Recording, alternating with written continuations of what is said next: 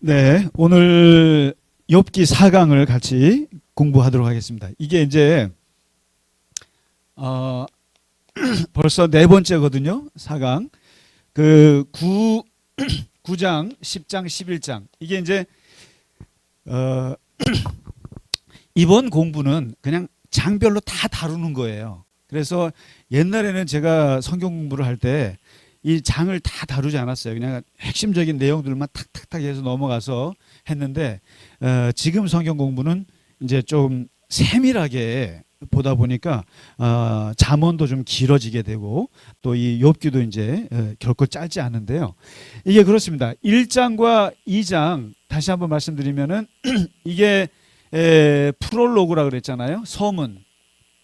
프롤로그에서 천상회의에서 일어났던 일이 있잖아요. 그리고 그 두 번에 걸쳐서 또 이제 욥에게 자식을 잃게 하고 또 재물을 잃게 하고 이런 그다음에 두 번째 단계가 건강을 잃게 하는 그렇게 했을 때 이제 욥이 하나님 앞에 원망하지 않고 주신 이도 여호와시요 거두시는 이도 여호와시고 하나님이 복을 주셨으면 화를 주시는 것도 이게 하나님 맞다.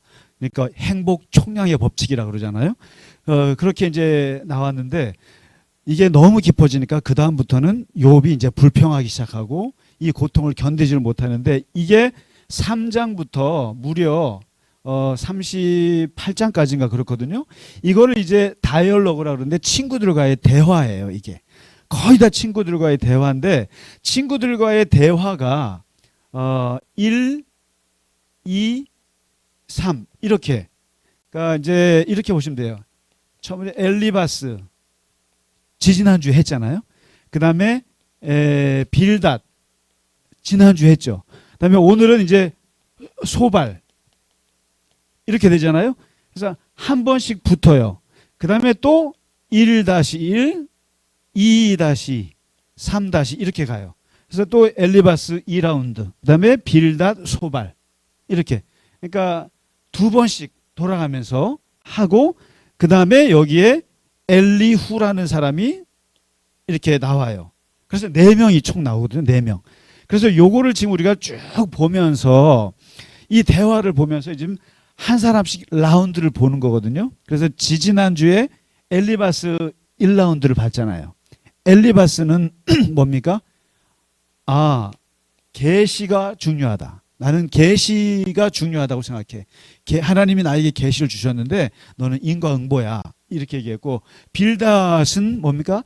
전통이 중요해. 옛날 사람들한테 물어봐. 너는 문제가 있어. 네 자식들이 죄를 지어서 그런 거야. 그 다음에 이제 오늘 소발이 나와요. 소발은 뭘 말하는가? 이제 이 사람은 신비주의예요. 신비를 말하는데 이제 좀 이따 말씀드릴게요. 그래서 이렇게 그 세 사람이 약간 다르게 그 욥의 고통을 놓고 얘기를 하지만 기본적으로는 같아요. 네 잘못이다. 그 다음에 두 번째가 인과응보다. 이런 기본 틀은 같은데 얘기가 조금씩 다릅니다. 자, 오늘 이제 이 소발 세 번째 친구를 맞아서 이제 욥이 대화하는 내용이 나오는데 이제 9장이에요. 9장이 있고 9장에서는 이제 욥의 고백이에요. 이건 이제 친구들한테 하는 거예요. 친구들을 대상으로 하는 거고 그다음에 이제 10장은 욥의 기도예요. 이거는 하나님께 대해서 하는 말이에요. 하나님에 대해서 하는 말이고 그다음에 이 말을 듣고 11장이 바로 이제 소발의 신학이 나와요. 소발이 이제 욥에 대해서 어떻게 말하는 거 이런 이제 구도로 되어 있는데 먼저 한번 9장을 한번 보죠. 욥이 말이죠. 욥이 친구들 앞에서 이제 얘기를 하는데 세 가지를 얘기를 해요. 세 가지인데 첫째, 나는 결코 의롭지 않다. 나는 결코 의롭지 않다. 그래서 얘기를 해요.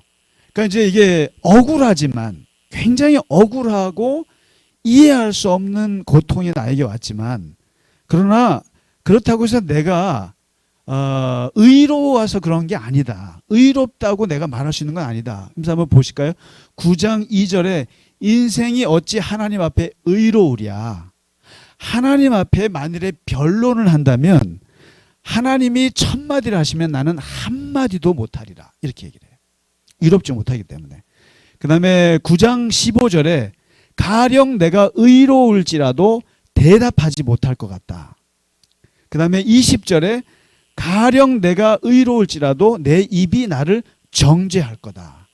나를 정죄할 거다. 내가 본능적으로 나는 내 입이 나를 정죄할 거다. 나를 내가 스스로 의롭다고 말할 수 없어.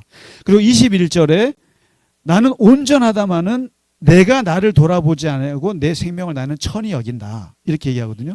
그리고 10장 15절에 보면 이런 말이 나와요.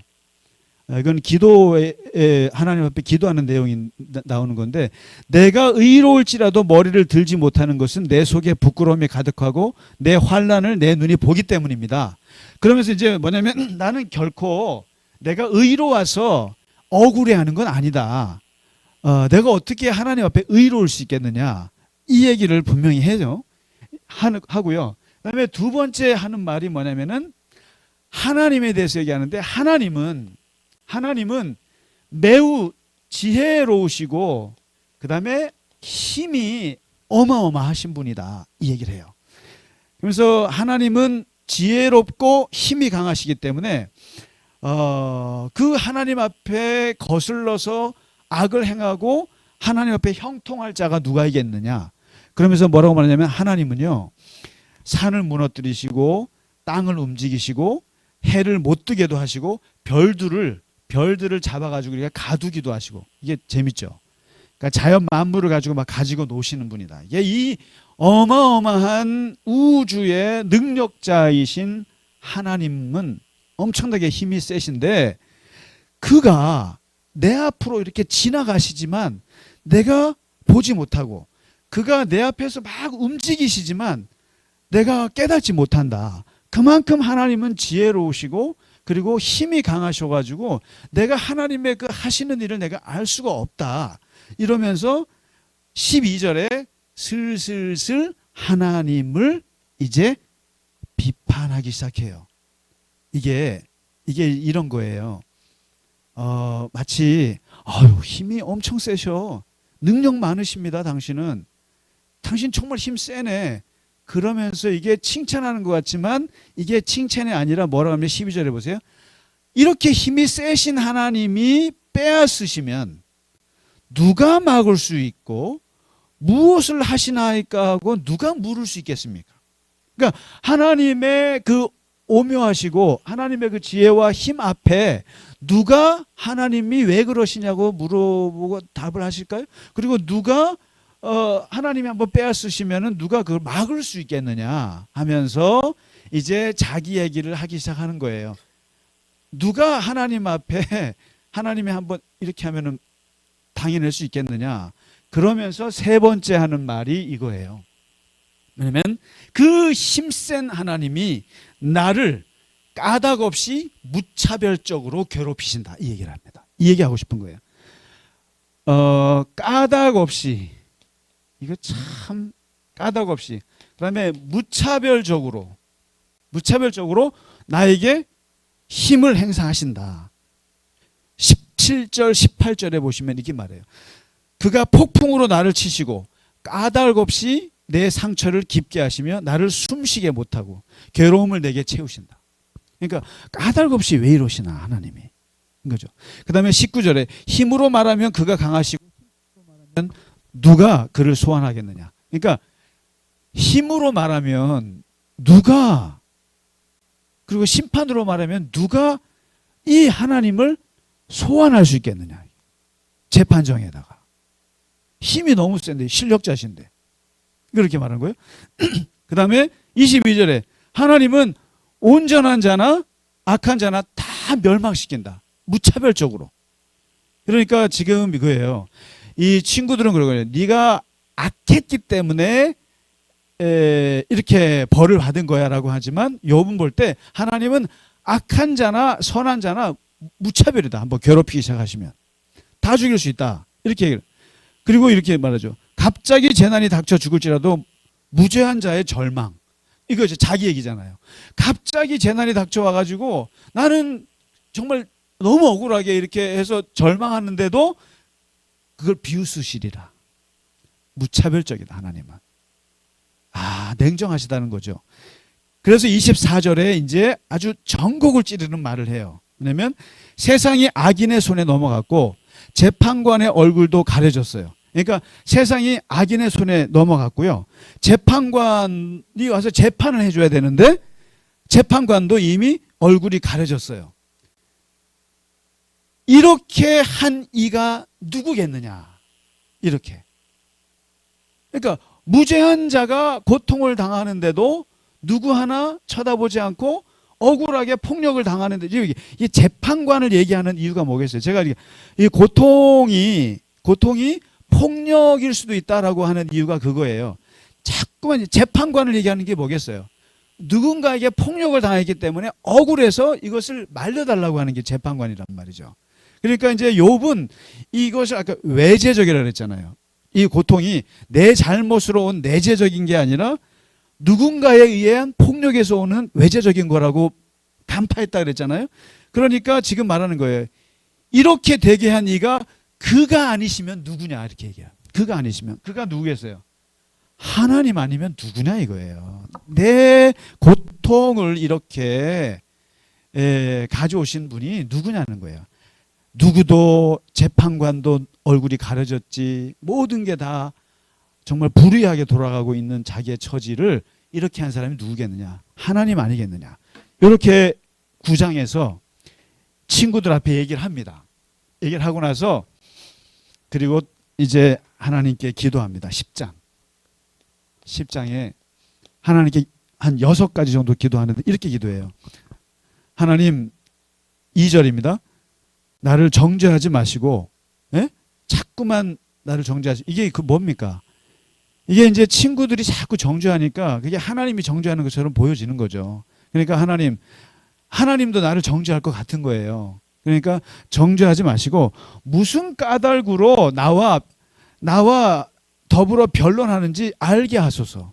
도대체 첫째 무슨 까닭으로 무슨 이유로 나를 이렇게 괴롭히는지 말 좀 하시라고. 이렇게 얘기합니다.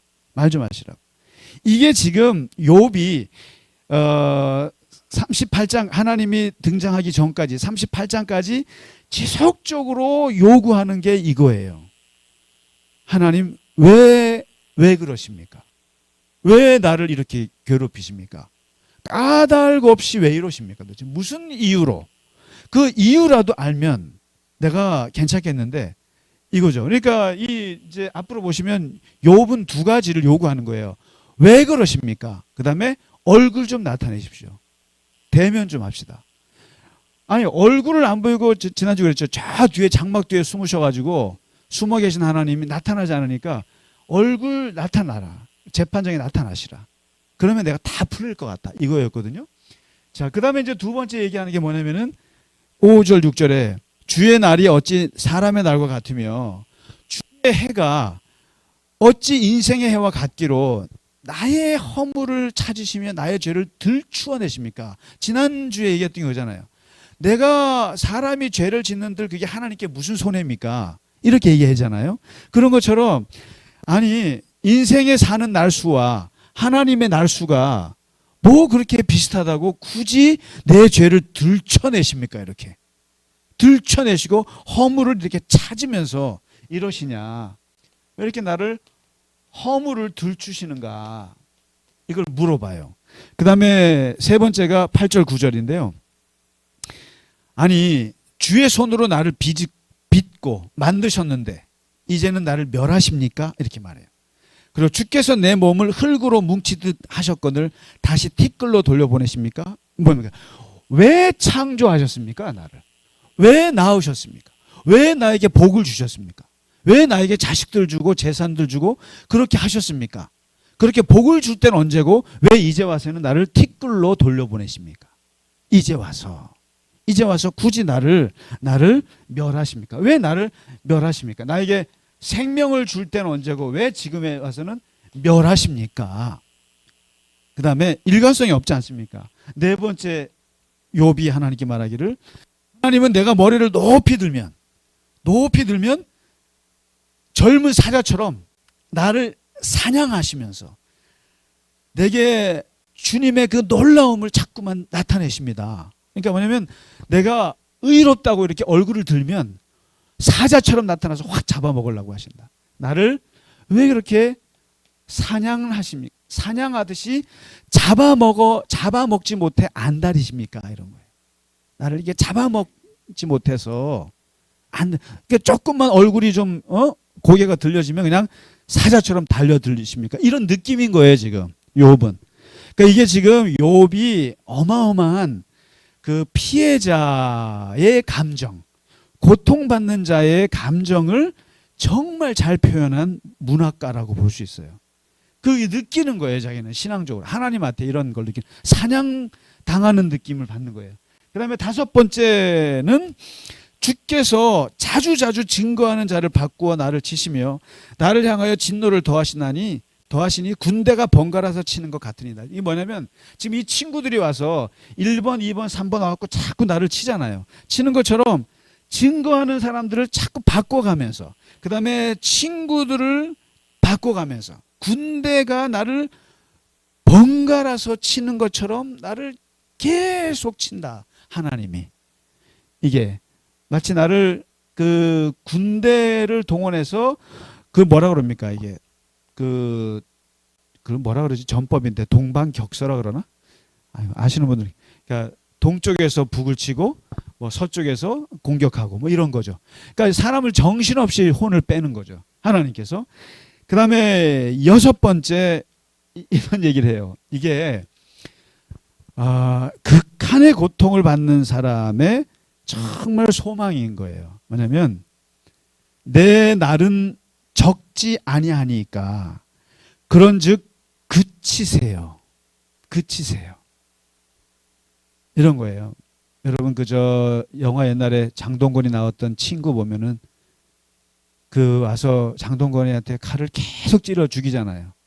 그때도 유명한 말이 있죠. 기억나시나요? 안 보셨어요? 유명한, 고마해라 많이 묻다. 고마해라. 그만 찔러라 이제 그런 심정이에요. 그러니까 나는 내 날이 얼마 안 남지 않았습니까? 이제 그치세요. 이런 거예요. 하나님, 고통을 좀 그만하세요. 나를 내버려 두세요. 잠시나마 평안하게 하시되 어차피 내가 돌아오지 못할 땅, 어둡고 죽음의 그늘진 땅으로 갈 텐데 가기 전에 이제 그만 찌르세요. 고마해라 이거지. 고마해라. 많이 찔렀다. 에? 뭐 굳이 사람을, 어차피 나는 죽을 건데 굳이 하나님 이렇게까지 나를, 죽을 때까지 나를 이렇게 괴롭힐 필요가 있겠습니까?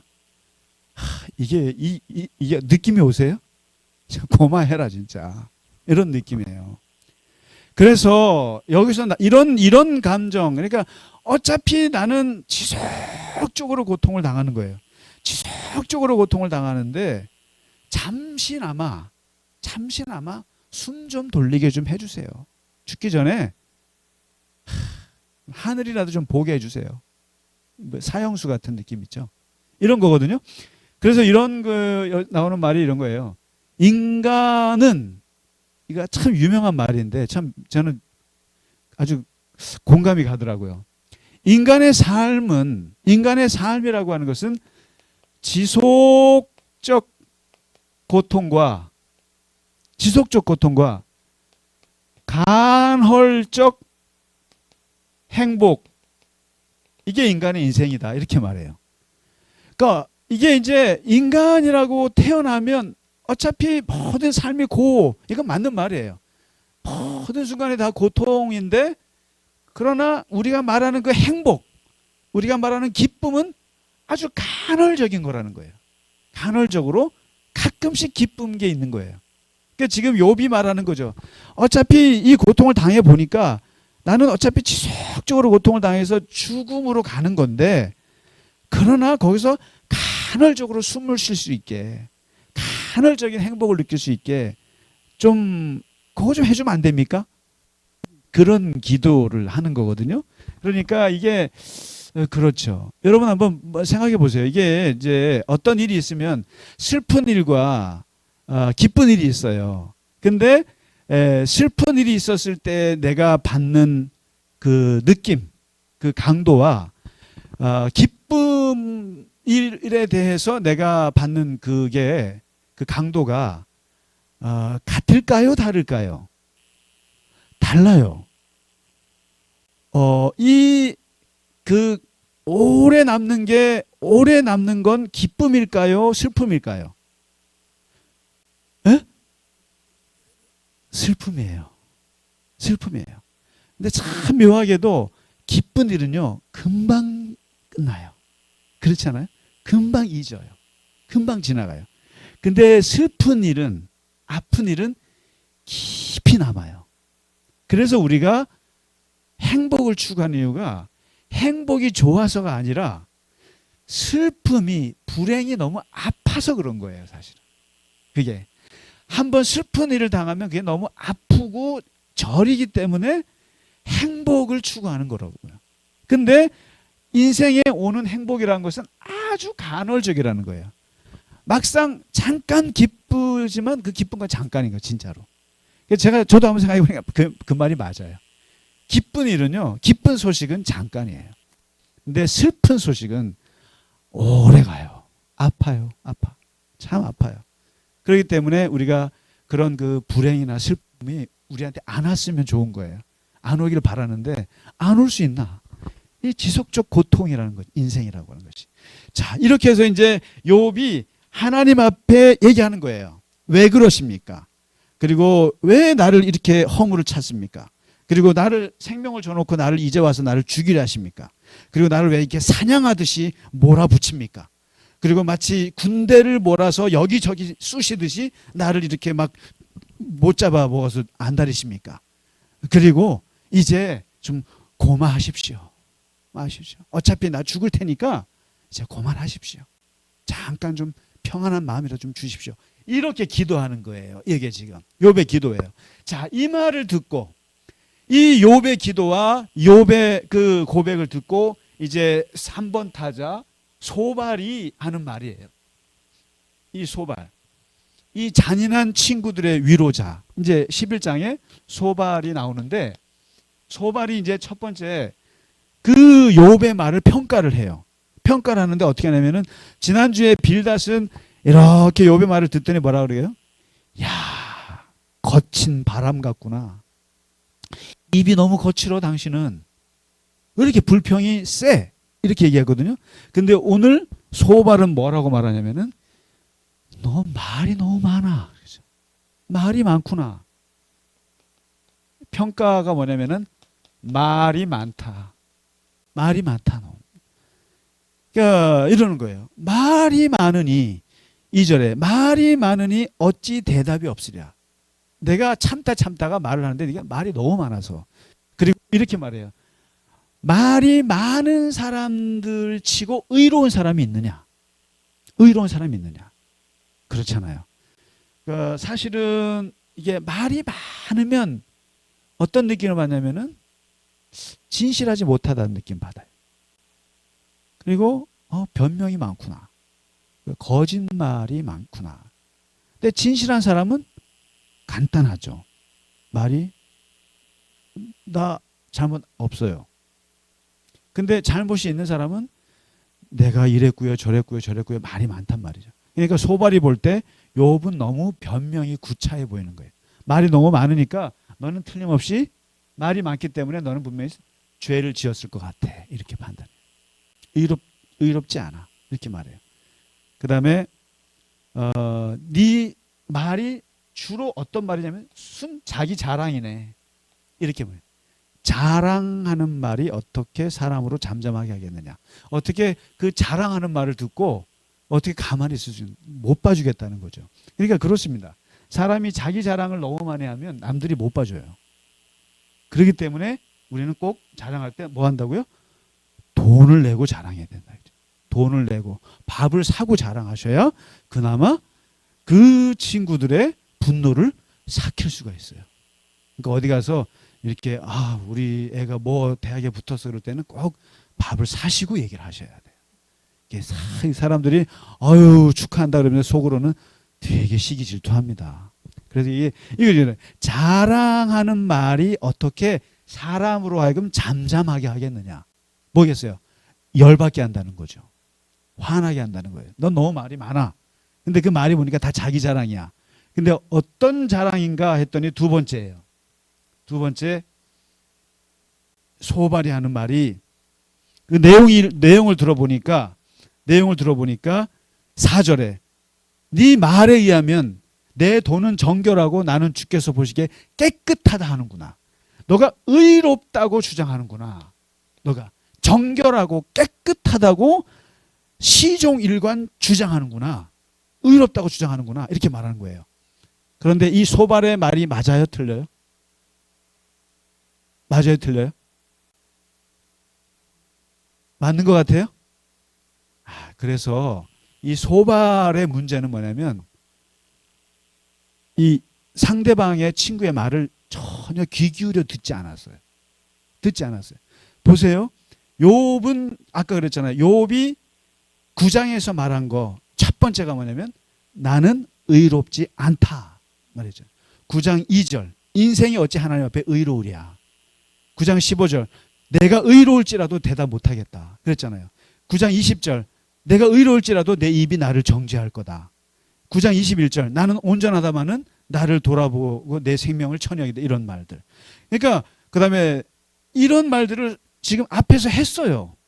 내가 의로워서 하는 말 아니야 라고 했는데 소발은 전혀 그거를 듣지 않고 너는 시종일관 의롭다고 떠드는구나 이렇게 말해요. 이건 뭐예요? 이게 대화에서 제가 참 많이 욕먹는 것 중에 하나인데 머리가 나쁘든지 무관심하든지 둘 중에 하나예요. 저는 제가 볼 때 그런 거예요. 그러니까 남이 말할 때 잘 못 알아들어요. 잘 못 알아듣고 있다가 딴 얘기를 하면은 특히 제 친구들이 아주 저를 되게 놀려요. 그거 가지고. 내가 무슨 사후정이라고 그러는 사후정. 그러니까 맥락을 파악 못하고 또 물어본다고 그런단 말이에요. 근데 그게 두 가지 원인이 있어요. 나는 내가 머리가 나빠서 그렇다고 생각하거든요. 근데 상대방은 뭐라고 생각하냐면 내 말에 관심이 없다고 생각한다. 관심이 없어요. 그러니까 집중해서 듣지 않아서 그래요. 근데 이 말이 맞아요. 그러니까 어떨 때 보면은 저도 이제 보면은 여러 사람들 같이 듣다 보면은 이게 딴 거에 뭐 빠져 있다가 이게 말이 안 들어올 때가 있어요. 그럴 때는 실수해요. 저도 많이 실수를 하는데 근데 이 소발이 지금 그 실수를 하는 거예요. 욥은 분명히 막 힘들다고 얘기했지만 자기가 의로워서 이렇다고 얘기하는 걸 절대 안 한단 말이에요. 근데 소발은 네 말에 의하면 너는 정결하고 깨끗하다고 하는구나. 이게 단정을 지어버리잖아요. 그러니까 이게는 남의 말을 안 들었다는 얘기예요. 귀 기울여 듣지 않고는 그냥 판단해버린 거예요. 의롭다고 하는구나 이렇게 얘기하고 그러면서 이제 자기의 신학을 얘기하는데요. 이제 소발이 엘리바스는 하나님의 계시가 중요하다고 얘기를 하잖아요. 그 다음에 빌닷은 그 전통적인 그 신학을 배워라 이렇게 얘기하는데 소발은 뭐라고 말하냐면은 이렇게 말해요. 하나님께서 하나님의 지혜는 오묘한 거다. 그리고 하나님의 지식은 광대한 거다. 다시 말해서 하나님의 하시는 일은 너무나 오묘하고 광대해서 그것은 너무나 신비로운 거다. 하나님이 하시는 것은. 그러니까 하나님이 그 하시는 그 많은 섭리들을 너나 나나 어떻게 이해할 수 있겠느냐. 모른다라고 얘기를 해요. 이거를 무슨 신학이라고 그러냐면 불가지론이라고 그래요. 불가지론. 하나님이 하시는 일은 오묘하고 신비로워서 아무도 모른다. 네가 갑자기 자식들이 죽어나가고 갑자기 재물들이 없어지고 갑자기 건강을 잃어서 모든 것을 다 잃게 된 이 일들은 하나님이 하신 것 같긴 한데 그 하나님의 오묘하신 섭리는 아무도 모르다. 그리고 그래서 하나님은 오묘하시고 전능하신 분이다. 이게 소발의 신학이에요. 소발의 신학. 그렇기 때문에 뭐라고 말할 수 없다. 아무도 뭐라. 그러면서 이제 그 하늘보다 하나님은 높으시고 수월보다 깊으시고 땅보다 바다보다 넓으시고 두루 다니시며 사람을 잡아 가두시고 재판을 여시면 누가 막을 수 있을 것이며 이런 얘기를 해요. 악한 일은 인간이 하는 악한 일은 상관하지 않으시는 듯 하나 다 보신다. 말이 맞아요, 틀려요? 맞는 말이에요. 그러니까 이 소발이나 엘리바스나 빌다시 하는 말이 틀렸다고 보시면 안 돼요. 다 맞는 말들이에요. 그러니까 하나님은 악한 사람을 상관하지 않은 것 같지만 다 보고 계신다. 이게 뭐예요? 욥이 네가 뭔가 악한 일을 하는 걸 하나님이 모른 척 했지만 다 보고 계신다. 그러면서 뭐라고 얘기하세요? 하나님께서 너로 하여금 너가 지은 죄를 너가 잊을 수 있게 해 주셨음을 기억해라. 그나마 그게 고맙지 않니? 이게 뭐예요? 하나님이 우리에게 망각의 은사를 주신 것에 감사해라. 그나마. 그러니까 그나마 사람이 자기가 죄를 짓고 잊어버리니까 다행이지. 하나님이 그래도 그 망각의 은사를 주셔갖고 잃어버릴 수라도 있으니 다행이지. 잊어버리지 않았으면 너는 아마 죄책감에 죽었을 거야. 하나님께 고마운 줄 알아.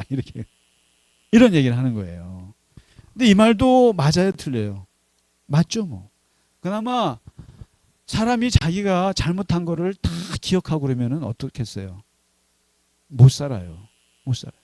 그나마 하나님이 그래도 이렇게 망각의 은혜를 주셔서 그래도 어렸을 때 그 부모로부터 당했던 뭐 폭력이 있거나 친구들한테 선생들한테 이런 것도 있는 거 그나마 그래도 살 수 있는 거는 잊어버려서 다행인 거예요. 그리고 우리 어린아이들 그런 말 있잖아요. 부모가요 자식들한테 고마운 것 중에 하나가 아이들이 그나마 부모가 잘못한 거 잊어줘서 고맙다고.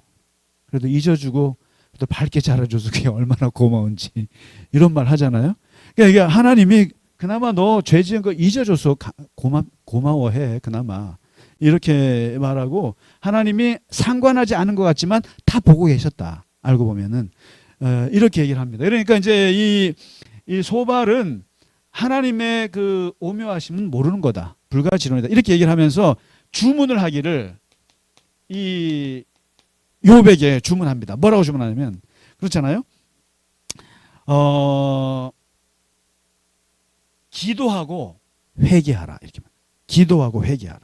아주 세게 나가요. 회개하라. 그러니까 이제 이런 겁니다. 엘리바스 같은 경우는 하나님이 주신 징계니까 가볍게 여기지 마라. 근데 빌닷은 기도와 함께 청결하고 정직하게 살아라. 이렇게 권면하거든요. 근데 소발은 뭐라면은 죄를 끊어라. 죄를 끊어라. 아주 세게 말해요. 죄를 끊어라. 죄를 단절해라. 그리고는 마음을 바로잡고 주를 향하여 회개하라. 기도와 회개하라. 그러면은 이제 불의가 없어질 것이고 흠없는 얼굴을 들게 되고 두려움이 없어지고 환난을 잊을 것이며 생명의 날이 길어지고 희망이 있을 것이고 두렵게 할 자가 없을 거다. 그러니까 회개하라. 죄에서 끊으라. 이렇게 말합니다. 이렇게 해서 이제 소발이 얘기가 끝나요. 그러면은 이 소발의 문제는 뭘까요? 이 소발의 문제는 이게 그렇습니다. 소발이나 개발이나 이 엘리바스나 빌닷이나 소발이나 이 세 사람이 말하는 것은 공통점이 이제 앞으로 또 이게 전체 1번, 2번, 3번 이 세 사람 다 끝납니다만 이제 정리해 보면은 인과응보잖아요. 인과응보예요. 세상을 그렇게 봐요. 근데 이게 좋은 말이에요, 나쁜 말이에요? 이게요. 인과응보가. 자꾸만 여기서 이제 나쁜 의미로 이제 제가 이 말하니까 나쁜 것 같은데 어떻게 용도를 쓰느냐가 중요한 거예요. 뭐냐면 인과응보는 어떤 일이 벌어지기 전에 생각하는 그 사상이 이게 인과응보여야 돼요. 뭐냐면 이런 거예요. 악한 사람은 벌을 받았으면 좋겠고 선한 사람은 복을 받아야만 해라고 하는 일종의 희망신학이에요. 희망신앙이라고 할 수 있어요. 그러니까 세상은 인과응보로 돌아가야 돼. 그렇잖아요. 인과응보로. 그러니까 악한 사람은 맞아. 그래야 돼. 그래야 되고 선한 사람은 복을 받아야 돼. 칭찬받아야 되고 오래 살아야 돼. 이렇게 얘기하는 이게 인과응보 신앙이에요. 이게. 그런데 이거를 어떤 일이 사람이 딱 벌어졌어요. 일을 당했어요.